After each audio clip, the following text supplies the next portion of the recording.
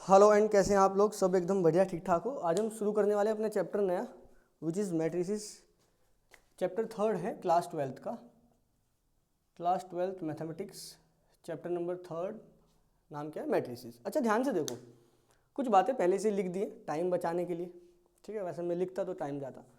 सुनो, लिखा है any rectangular arrangement of numbers is called matrices. पहला वर्ड तो लिखा है रेक्टेंगुलर, ये पत्थर की लकीर नहीं है, ठीक है कि अगर लिख दिया तो यही रहने वाला है। चेंजेस आएंगे धीरे धीरे कई सारे चेंजेस आएंगे।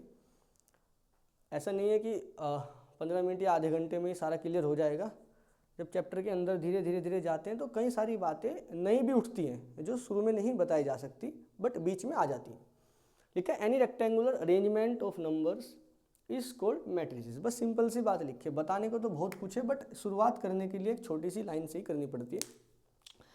मैट्रिसेस है क्या? कोई नहीं, एक रेक्टेंगुलर अरेंजमेंट होगा नंबर्स का। हाँ, नंबर्स कैसे भी नंबर्स होंगे अपने, कॉम्प्लेक्स वाले इमेजिनरी वाले भी हो सकते हैं, रियल वाले भी हो सकते हैं। उनका एक रेक्टेंगुलर अरेंजमेंट जो होगा, ठीक है, उनका अरेंज करके उनको लिखना। एक रेक्टेंगुलर अरेंजमेंट उन नंबर्स का वही होता है मैट्रिसेस। ज़रूरत क्या है, नीड क्या है, धीरे धीरे सारी बातें आगे पता चलेंगी। अच्छा एक बात सोचो, ये रेक्टेंगुलर अरेंजमेंट ऑफ नंबर्स हो गया। सबसे पहले तो रेक्टेंगल जैसा कुछ बॉक्स बना लेना। ये रहा, ये रेक्टेंगुलर बॉक्स कुछ हमारा बन गया बिल्कुल सही बात है। इसके अंदर कुछ नंबर्स लिखे गए हैं, ये 1 2 3 5 -1 आयोटा 2 आयोटा ABCD, किसी का नाम हो सकता है अंदर, वो अलग बात है, ठीक है। It is commonly denoted by this box, और ऐसा भी आप कर सकते हो, ठीक है। इन दोनों से डिनोट किया जाता है। अगर कल के दिन मैं ये वाला बॉक्स हटा के इसको ऐसे लगाऊं तो कोई भी प्रॉब्लम नहीं है। इसको डिनोट करते हैं ऐसे, और कभी कभी इक्वल में कोई कैपिटल लेटर भी लिख देते हैं, कोई दिक्कत नहीं। ABCD कुछ भी लिखो, कोई प्रॉब्लम नहीं आता। कुछ बातें लिखी हैं इसके अंदर, जैसे A11 A12 dot dot dot A1, इनके बारे में भी समझना जरूरी है। उससे पहले ये वाली बात और समझो, क्या कि इसमें ये जो रेक्टेंगुलर अरेंजमेंट है इसका मतलब क्या है। अरे एक मिनट रुको यार, इनक ज़्यादा चला गया शायद इसमें। हे प्रभु, हे राम, एक मिनट रुको यार बच्चों, सारे हाथ गंदे हो गए यार। चलो कोई बात नहीं, खैर थोड़ा सा इसको यूज़ करेंगे ना तब सही हो जाएगा पता नहीं क्या बता रहा था मैं, भूल गया। हाँ देखो, इसको मैं यहाँ पे लिखता हूँ। जैसे एक रेक्टेंगुलर अरेंजमेंट बनाने की कोशिश करते हैं, यहाँ पे लिख देता हूँ 1 5 4, कुछ भी लिखा है ऐसे, ठीक है। 3 2 1, सही है भाई। 8 7 9, कुछ भी। अच्छा मुझे एक बात समझाओ आप लोग, ये तो कुछ लेंथ जैसा, ठीक है, और ये कुछ ब्रेथ जैसा। हाँ सही बात है। ये जो लिखा है इसको, इसको बोलते हैं रो। क्या बोलते हैं? रो। तो 1 2 3 रो हैं। ये रहा रो 1, ये रहा रो 2, और ये रहा रो 3। धीरे धीरे कुछ बातें उठेंगी, आपको समझते जाना। अगर आपको पता है तो अच्छी बात है, नहीं पता है तो बैठे रहो। ये ऐसे देखो इसको ध्यान से, ऐसे ये लिखा है कॉलम, तो ये कॉलम 1, ये कॉलम 2, ये कॉलम 3। वापस सुनो, कितनी रो हो गई? 3 रो हो गई। कॉलम भी कितने हो गए? 3 कॉलम हो गए। जनरली जो मेरी रो होगी उसको मैं स्मॉल m लिखूंगा, तो स्मॉल m इक्वल टू 3 मैं समझ जाऊंगा कि आप रो के बारे में बताना चाहते हैं कि कितनी रो हैं। तो number of row which is m है ना, m is equal to 3। Number of column को मैं स्मॉल n लिखूंगा, वो भी कितना है? 3। तो इसमें 3 रो हैं और 3 ही इसमें कॉलम है। अच्छा तो ये तो स्क्वायर जैसा बन गया। हाँ देखो, मैं कह रहा था ना ये पत्थर की लकीर नहीं है, कुछ बातें रास्ते में उठती जाएंगी। अच्छा एक और लिखता हूँ, ध्यान से सुनना, ऐसा ही बनाता हूँ। 1 2 का 4 9 8 7, इसको सोचो ध्यान से, कितनी कॉलम है? 1 2 3। ये कॉलम 1 है, ये कॉलम 2 है, ये कॉलम 3 है। बार बार इसलिए लिख रहा हूँ कि ये आगे वाले चैप्टर तक भी काम आएगी बातें। रो कितनी है सर जी? एक ये रही R1 और एक ये रही रो R2, 2 रो। रो का मतलब small m is equal to 2, 2 row. Column कितना है? C कितना है? 3, 1 2 3। अच्छा इसमें 3 कॉलम है और 2 क्या है? इसमें रो है, कोई दिक्कत वाली बात नहीं है। ये रेक्टेंगल जैसा लग रहा है क्योंकि इसमें देखो रेक्टेंगल जैसा हिसाब बन रहा है ना, ठीक है। अच्छा एक बात और मेरी बात ध्यान से सुनना। जब ये रो और कॉलम दोनों बराबर हो जाएं, number of rows equal to number of column हो जाए, तो ये स्क्वायर जैसा बन जाता है। हाँ, जैसे ही स्क्वायर जैसा बनता है तो ये देखो ये डायगोनल जैसा कुछ, हाँ यहाँ पे उठ गया है ना, डायगोनल जैसा कुछ हमें समझ में आ गया। कोई बात नहीं, यहाँ पे डायगोनल जैसा कुछ बन नहीं रहा है, कैसे बनाऊंगा डायगोनल, आगे तो मामला खाली हो गया देख। हाँ, तो मुझे ये बात समझ में आ गई कि जब कभी भी ये रेक्टेंगुलर अरेंजमेंट में रेक्टेंगल ही बनता है एक्चुअल में, तो ये जो डायगोनल है ये उठता नहीं है। अच्छा, एक ये भी डायगोनल है, एक ये भी डायगोनल है। मैं जिस डायगोनल की बात करूंगा वो ये वाला डायगोनल होगा, ठीक है। और ये वाला डायगोनल कब आ रहा है, जब नंबर ऑफ रोज किसके इक्वल आ रहे हैं, नंबर ऑफ कॉलम के, ठीक है। दोबारा करते हैं वाली बात, धीरे धीरे उठेगी ये वाली बात, आती जाएगी तो हमें कई सारी चीज़ें समझ में आएंगी। इसको रफ करता हूँ एक बारी में, वापस ये वाली बात वापस करते हैं नए एग्जाम्पल के साथ, तो धीरे धीरे बहुत सारी चीज़ें समझ में आएंगी। ऊपर से कुछ पढ़ दो क्या मैं, it is commonly denoted by this, ये तो हो गया। If it has m rows and n columns then order of matrix is m/n, ठीक है। ये तो आएगी बात, मैं वापस लिखता हूँ, कोई मैट्रिक्स लिखता हूँ A 2 9 7 5 8 3 2 1 4 9 7 1, ये रहा, ठीक है। रो बताओ 1 2 3, सर 3 रो हैं, रो का मतलब m is equal to number of rows which is equal to 3, column 1 2 3 4, sir ji 4 column है, मतलब n की वैल्यू कितना हो गया 4। अच्छा, इसको मैं ऐसा लिख सकता हूँ, भाई साहब ने बोला है ऑर्डर ऑफ मैट्रिक्स, ये क्या होता है, ये भी एक नई चीज़ है। Order of matrices is m/n, m का मतलब रो, n का मतलब कॉलम। अगर कल के दिन मेरे को कोई बताए 4 रो 5 कॉलम, तो 4/5 का मैट्रिक्स हो गया। 4/5 इसका क्या है, ऑर्डर। हाँ, तो 3 रो 4 कॉलम, तो इसको यहाँ पे अगर मैं लिख देता हूँ 3/4, तो मैट्रिक्स हो गया 3/4 का, इसका ऑर्डर है। कल के दिन कोई पूछ ले ऑर्डर क्या होता है, जितनी रो है जी और जितनी कॉलम है, रो बाय कॉलम, ये इसका ऑर्डर होता है। हाँ, मल्टीप्लाई करके नहीं बताना कि 4 या 12 ना, वो अलग चीज़ आई है, क्या आएगी बताऊँगा। समझ गए क्या आप लोग? अच्छा, इसको ध्यान से देखो, जब आप ऐसे जा रहे हो 1 2 3 4 5 6, अच्छा तुम्हें पता कैसे लगता है कि रो कितनी है? सर मैं तो काउंट कर लेता हूँ कि ये रो 1 है, ये रो 2 है, ये रो 3 है, काउंट कर लेते हैं, पता चल जाता है। अगर बहुत ज़्यादा दे रखे हो तो कैसे काउंट करेंगे, ये भी बढ़िया बात है। अच्छा, एक बात और सुनो मेरी, ये वाली बात भी उठेगी वापस से। ये देखो, ये पहली रो है, हाँ जी, ये पहला कॉलम है, बिल्कुल सही बात है जी। ये जो एलिमेंट आप देख रहे हो, ये पहली रो में और पहले कॉलम में पहली ही पोजीशन पे, तो इसको मैं लिखूँ, क्या लिखने वाला हूँ, A11। हाँ, ये वाली बात भी मैं लिखना भूल गया कि जो मैट्रिक्स होते हैं उसके एलिमेंट को डिनोट किया जाता है AIJ से। लिख लेना, 4th पॉइंट लिख लेना कि the element of the matrices is denoted by AIJ। आई और जे क्या है पता चलेगा धीरे धीरे। इसको ध्यान से देखो, ये कौन सी रो में है एलिमेंट, सर जी पहली रो में ही है। कौन से कॉलम में है, सर जी दूसरे कॉलम में। पहली रो और दूसरे कॉलम, ये देखो ये वाला एलिमेंट पहली रो में और दूसरे कॉलम में, तो इसको लिखूंगा 1 2, A12। इसको ध्यान से देखो, सर जी पहली रो में है और तीसरे कॉलम में, तो इसको लिखूंगा A13। उसको ध्यान से देखो, पहली रो में है और चौथे कॉलम में, तो उसको लिखूंगा A14। कुछ बातें समझ में आ रही है? मेरे तो आ रही है कि ये जो शुरू वाला 1 1 1 1 है, अगर मैं इधर की तरफ चल रहा हूँ तो शुरू वाला फिक्स है, वो 1 है। किसको डिनोट कर रहे हैं, रो को, क्योंकि जब हम इधर जा रहे हैं तो हमारा रो थोड़ा ही चेंज हो रहा है, कॉलम चेंज हो रहा है। दूसरे को ध्यान से देखो, ये सर जी दूसरी रो में है और पहली कॉलम में है, तो इसको A21। रो को पहले लिखते हैं, कॉलम को बाद में लिखते हैं। धीरे धीरे बातें समझ में आ रही होंगी। ये A22, A23, A24, इसको बोलो A31, A32, A33, A34। बोलो कोई तकलीफ है क्या? हाँ, क्या दिक्कत है? अच्छा, मुझे क्या समझ में आता है, ये जो पहले नंबर पे लिखा है ये तो रो को डिनोट करता है, दूसरे पे जो लिखा है वो कॉलम को डिनोट करता है, तो मैं लास्ट में पहुंच जाऊंगा। A31 लिखा है, 3 का मतलब तीसरी रो, हाँ, और इधर लास्ट में पहुंच जाऊं तो A34 लिखा है, 4 का मतलब चौथा कॉलम। हाँ, सुनो ध्यान से, 1 2 3 रो है ना, लास्ट वाली रो का कोई भी एलिमेंट उठा लेना, लास्ट वाली रो का, सुनो, लास्ट वाली रो का कोई भी एलिमेंट उठा लेना, उसको चेक कर लो क्या लिखा है, A31। 3 का मतलब 3 रो है, इसके नीचे और कुछ नहीं है, तो 3 रो हो गई। Very good. लास्ट वाले कॉलम पे चलो, 1 2 3 4, चौथे कॉलम पे चलो, चौथे कॉलम का कोई भी एलिमेंट उठाओ, उसका बाद का देखो, बाद में 4 4 4 ही लिखा है, मतलब ये चौथा कॉलम है। अब ये बाजू में जो बात लिखी हुई है इसको ध्यान से देखो ये 1, ये 2, इससे पहले मुझे क्या पता कितने रो आए होंगे, मैं तो लास्ट में पहुंच जाऊंगा। लास्ट में लिखा है AM1, AM1 का मतलब ये जो M लिखा है ये रो को डिनोट करता है। तो इसमें कितनी रो हो गई सर जी? इसमें M रो हो गई। एक कॉलम ये रहा, एक कॉलम ये रहा, मैं लास्ट वाले कॉलम में पहुंच जाऊंगा। लास्ट वाले कॉलम में कोई भी एलिमेंट उठा लूंगा, उसके दूसरे वाला चेक करूंगा, दूसरे में क्या लिखा है? N लिखा है, तो मतलब इसमें कितनी कॉलम हो गई जी? N। तो कॉलम हो गई जी N और रो हो गई इसमें कितनी? M।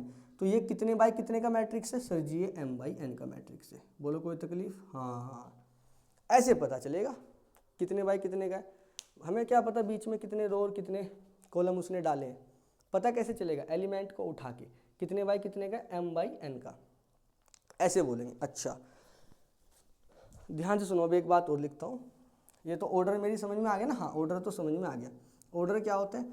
ऑर्डर होता है जी जितनी रो और जितने कॉलम हैं उतने बाई उतने का लिख देंगे। जैसे 4 रो 5 कॉलम, तो 4/5 का हो गया मैट्रिक्स, 4/5 उसका ऑर्डर हो गया। अच्छा, एलिमेंट जो होते हैं मैट्रिक्स के वो किससे डिनोट किए जाते हैं? Elements of matrix, elements of matrices, लिख लेना ये वाली बात, is denoted by AIJ, AIJ से डिनोट किए जाते हैं। अच्छा, यहाँ पे आई क्या है सर जी? ये रो, जे क्या है सर जी? ये कॉलम को बताते हैं कौन सा कॉलम है। अच्छा, मतलब कल के दिन A21 लिख दो, इस बात का मतलब है ये जो एलिमेंट होगा दूसरी रो और पहले कॉलम का होगा। हाँ, समझ गए ना बात को? धीरे धीरे पकड़ में आ रही है। हाँ, लेकिन अभी थोड़े आगे मैं आपको बताऊंगा, रेक्टेंगल से स्क्वायर पे भी अभी पहुंच गए थे, अब वापस से पहुंचेंगे। 3 1 लिखूँ तो समझ जाऊंगा ये जो एलिमेंट है थर्ड रो और पहले कॉलम में आ रहा है। इसका मतलब अगर मेरे पास ये रेक्टेंगुलर अरेंजमेंट होगा तो मैं थर्ड रो में पहुंच जाऊंगा, 1 2 3, यहाँ कहीं थर्ड रो में पहुंच जाऊंगा। अच्छा, पहला ही एलिमेंट पहला कह रहा हूँ, थर्ड रो में और पहले कॉलम में, थर्ड रो और पहला कॉलम यहाँ है, तो A31 यहाँ कहीं लिखा होगा। बोलो कोई दिक्कत? ऐसा भी हो सकता है, और भी एक ये रहा दूसरा, ये तीसरी रो, आगे भी रो हो सकते हैं, कोई तकलीफ की बात नहीं है, कितने भी हो सकते हैं, हमें क्या फ़र्क पड़ता है। कल के दिन कोई लिखे A56, तो मतलब ये एलिमेंट कहाँ पे है, पोजीशन कहाँ है इसकी। अब तुम्हें समझ में आ रहा है ना ये हमारी किस में हेल्प कर रहा है? ये हमारी हेल्प कर रहा है कि वो जो अरेंजमेंट है ना रेक्टेंगुलर, वहाँ पर इसकी पोजीशन क्या है, कॉलम कितनी है, रो तो 5 है, कॉलम मतलब M क्यों लिख रहा हूँ, कौन से रो और कॉलम का है, 5th रो और 6th कॉलम का। बोलो कोई तकलीफ ना जी? समझ में आ गई ना बातें? अब ठीक है, धीरे धीरे और समझो बातों को। अब हम क्या करने वाले हैं, हमें ऑर्डर समझ में आ गया। ऑर्डर क्या होता है सर? जितने बाय जितने का मैट्रिक्स होगा, कैसे पता चलेगा कितनी रो और कितनी कॉलम है? ठीक है, अगर कोई मुझे बोल दे कि ये कोई मैट्रिक्स है मेरा ABCDEF, इसका ऑर्डर बता दो, मैं क्या बताऊंगा इसका ऑर्डर? कैसे बताऊंगा? 1 2 3, 1 2, 2 रो हैं R1 R2, 2 रो हैं, कॉलम कितने हैं C1 C2 C3, 3 कॉलम है, तो 2 रो और 3 कॉलम, ऑर्डर कितना हो गया इसका? 2/3 का। ऐसे पूछा जाएगा ऑर्डर आपसे, तो 2/3 का मैट्रिक्स हो गया। सही बात है, बिल्कुल सही बात है। अच्छा, एक बात और सोचो, ABCD, बस ये लिख दिया किसी ने ABCD। अब इसका जरा ऑर्डर बताओ सर जी। 2 रो हैं, हाँ, कॉलम कितने हैं सर जी? 2 ही कॉलम है, तो इसका ऑर्डर हो गया 2/2। हाँ, जब कभी भी 2/2 3/3 4/4, मतलब रो भी सेम कॉलम भी सेम, तो सेम बाय सेम का जब मैट्रिक्स बन जाए तो रेक्टेंगल कहाँ रहता है? फिर तो वो स्क्वायर बन जाता है। नहीं आ रही क्या बात समझ में? हाँ, और जब कभी भी स्क्वायर बन जाता है तो उस केस में ये डायगोनल आपको उठा लेना है। सर इस डायगोनल की बात क्यों कर रहे हैं बार बार? डायगोनल तो ये भी है, हाँ ये भी है, इसके बारे में कोई बात नहीं करूँगा मैं, किताब भी इसके बारे में ही बात करेगी इधर वाले के। जब कभी भी सेम रो और सेम कॉलम का मैट्रिक्स बन जाए तो रेक्टेंगल ना बन के वो स्क्वायर बन जाता है। तो कौन सा अरेंजमेंट हो जाता है? स्क्वायर वाला अरेंजमेंट हो जाता है, स्क्वायर अरेंजमेंट हो जाता है। उस केस में ये वाला डायगोनल को उठा लेना और इस वाले डायगोनल का नाम बोल देना प्रिंसिपल डायगोनल। बोलो कोई दिक्कत है क्या? ये क्या बन जाता है? Principal diagonal. क्या ये डायगोनल रेक्टेंगुलर अरेंजमेंट में बनता है? नहीं बनता है। अगर मैं बोलूँ आपको कि m/n ऑर्डर का कोई मैट्रिक्स है तो रोज m है और कॉलम n है, तो इस केस में ये आपका डायगोनल एलिमेंट डायगोनल जो होगा नहीं उठेगा, आएगा ही नहीं, सेट ही नहीं बैठेगा। बट अगर कल के दिन m = n हो जाए, m = n होने का मतलब number of rows equal to number of column आ जाए, तो आपको सीधा सीधा ये वाला डायगोनल दिखाई देगा, वो भी दिखाई देगा बट उसके बारे में बात नहीं करेंगे। और ये वाले डायगोनल का नाम हम तुरंत बोल देंगे प्रिंसिपल डायगोनल। इस प्रिंसिपल डायगोनल के ऊपर कुछ एलिमेंट होंगे, इसके नीचे कुछ एलिमेंट होंगे, इसके अंदर कुछ एलिमेंट होंगे। बातें जो मैं बात बोल रहा हूँ उसको बस सुनते जाओ एक बारी, ठीक है? अच्छा, तो हमें कई बातें समझ में आई। एक बात तो ये समझ में आ गई कि जो मैट्रिक्स है वो क्या है? रेक्टेंगुलर अरेंजमेंट है। रेक्टेंगल का मतलब ये नहीं है हमेशा रेक्टेंगल बनेगा, वो स्क्वायर भी बन जाता है। कब बनेगा? डिपेंड करता है नंबर ऑफ रोज और नंबर ऑफ कॉलम कितना है। अगर number of rows is equal to number of column है तो वो रेक्टेंगल की जगह स्क्वायर बन जाता है। जैसे ही वो स्क्वायर बनता है तो उसका डायगोनल उठ जाता है, उसका नाम। और ये वाला डायगोनल इधर से इधर वाला ये नहीं, ये वाला, उस डायगोनल का नाम प्रिंसिपल डायगोनल रखते हैं, ठीक है? कैसे डिनोट करते हैं? या तो ऐसे बनाकर या ऐसे बनाकर डिनोट किया जाता है। अच्छा, उसके अलावा उसके जो एलिमेंट होते हैं उसको AIJ से डिनोट करते हैं। मैट्रिक्स के एलिमेंट को AIJ से। I का मतलब रो और J का मतलब कॉलम। IJ क्या बताता है कि कौन सी रो का है, J क्या बताता है कौन सी कॉलम का है, मतलब कौन सी रो और कौन सी कॉलम का हमारा एलिमेंट है। हाँ ठीक है। ऑर्डर कितनी रो और कितनी कॉलम है वो क्या होता है? ऑर्डर होता है। बात समझ में आ गई? बिल्कुल। अच्छा, और धीरे धीरे कई सारी बातें और उठेंगी, थोड़ा सा टाइम तो जाएगा ये वाले चैप्टर में। जैसे जैसे जैसे अगर मैं आपको बोलूँ कोई ऐसे क्वेश्चन उठा लिया 2 3 1 4 और आपसे पूछा गया बताओ इसका ऑर्डर। सबसे पहली बात ऑर्डर, 2 रो यस और 2 ही कॉलम, हाँ, तो 2 बाई 2 का हो गया मैट्रिक्स। कितने बाई कितने का हो गया? 2 बाई 2 का। अच्छा, मैं आपको एक बात और पूछूँ क्या? ये तो 2 बाई 2 का हो गया, ठीक है यार। ये 2 बाई 2 मतलब मल्टीप्लाई अगर मैं करूँ 2 2 जा 4, 4 आ गया, ठीक है। अगर मैं कोई मैट्रिक्स बनाऊँ ये वाला, ध्यान से सुनना, 1 2 3 4 5 6, ये कितने बाई कितने का है? 2 रो और कॉलम कितना है? सर जी कॉलम भी नहीं, कॉलम तो 3 है, तो इसका ऑर्डर कितना हो गया? पहले रो लिखते हैं फिर कॉलम, 2 बाई 3 का। अगर मल्टीप्लाई करूँ बाजू में 6 लिख दो, कोई दिक्कत ना। एक और लिखता हूँ, सुनना, काम आएगा हमारे। 1 2 3 4 5 6 7 8 9 10 11 12, ये कितने का है जी? 1 2 3, 3 रो और कॉलम कितने हैं? 4 कॉलम है जी, तो 3 बाई 4 का, 3 बाई 4 का हो गया। अच्छा, अगर ये 3 बाई 4 का हो गया तो ऑर्डर कितना हो गया? 3 बाई 4। ऑर्डर कितना हो गया? 3 बाई 4। मल्टीप्लाई करके बाजू में अगर सोच लूँ तो 12 आ गया। ये क्या है? कुछ तो है, हाँ है, 4, 1 2 3 4, हाँ 4 एलिमेंट, 6, 1 2 3 4 5 6, 6 एलिमेंट, अरे वाह। 12, 1 2 3 4 5 6 7 8 9 10 11 12, कमाल की बात है। आप ये कहना चाहते हो कि अगर मैं ऑर्डर मैट्रिक्स का निकाल लेता हूँ तो वहाँ से मैं ये भी निकाल लेता हूँ कि मैट्रिक्स के अंदर कितने एलिमेंट आ रहे हैं। कैसे? दोनों की मल्टीप्लाई करके। हाँ, ये बड़ी कमाल की बात है। अगर मुझे ऑर्डर बताना हो तो मैं केवल 2 बाई 3, 2 बाई 2, 3 बाई 4 यही लिखूंगा ऑर्डर के लिए। बट अगर वो जानना चाहता है कि नंबर ऑफ एलिमेंट बताओ ये वाले मैट्रिक्स में, तो नंबर ऑफ एलिमेंट कितने होंगे उनकी मल्टीप्लाई कर दो। क्या? 3 दूनी 6, 6 एलिमेंट। यहाँ पे नंबर ऑफ एलिमेंट कितने होंगे? 2 दूनी 4, 4 एलिमेंट। यहाँ पे नंबर ऑफ एलिमेंट कितने होंगे? 4 या 12, 12 एलिमेंट।